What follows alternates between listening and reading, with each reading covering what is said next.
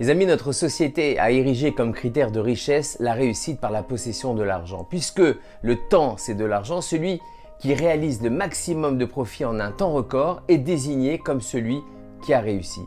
En somme, on veut nous sensibiliser à une réussite de la manipulation du temps où l'on doit se battre pour manipuler le temps, où l'on est riche d'avoir rentabilisé le temps. Or, la réussite est individuelle. Réussir, c'est être à sa place, se réaliser, être soi-même dans la version la plus intelligente qui soit. De même que chaque pays a sa richesse par sa culture, chaque individu a sa richesse par sa façon de parler, de cuisiner, de se vêtir. Lorsque je suis à ma place, je n'ai pas besoin de ce que l'autre possède. C'est la paix collective par la paix intérieure de chacun. La réussite est individuelle car chaque individu a un but précis à accomplir. Pour cela, il choisit ses outils. Avant de descendre ici-bas, l'âme choisit son apparence, ses qualités, ses atouts afin d'y parvenir.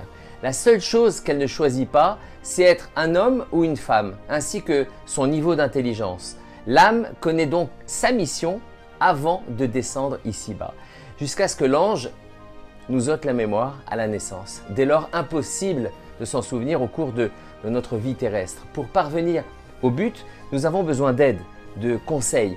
Pour cela, nous avons besoin d'un maître qui nous oriente dans nos choix et du tzaddik. Le tzaddik connaît la mission de chaque âme. Ali Aouman revient alors à faire un pas afin de connaître son but sur terre. Pour prier pour la parnassa ou autre, il n'y a pas besoin particulièrement d'Ali Aouman. Il est possible de prier sur la tombe de grands tzaddikim. Mais pour connaître sa mission, il faut se connecter au tzaddik et Ali Aouman. Seul Rabbi Nachman peut nous conduire au but de notre raison d'être sur terre. Le tzaddik va donc m'obliger à devenir moi-même. À défaut, je vais tenter plusieurs options, échouer à plusieurs reprises jusqu'à abandonner et comprendre que je dois être ou devenir moi-même.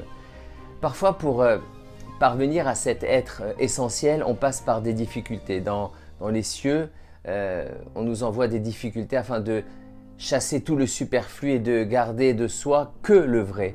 Toutes ces identifications aux autres que la personne avait dans son esprit, toutes ces phrases représentant ce que ses parents ou les autres attendent d'elle doivent disparaître. Dans les moments difficiles, on se rattache au vrai et à la vérité, à ce qu'il y a de plus authentique chez soi-même.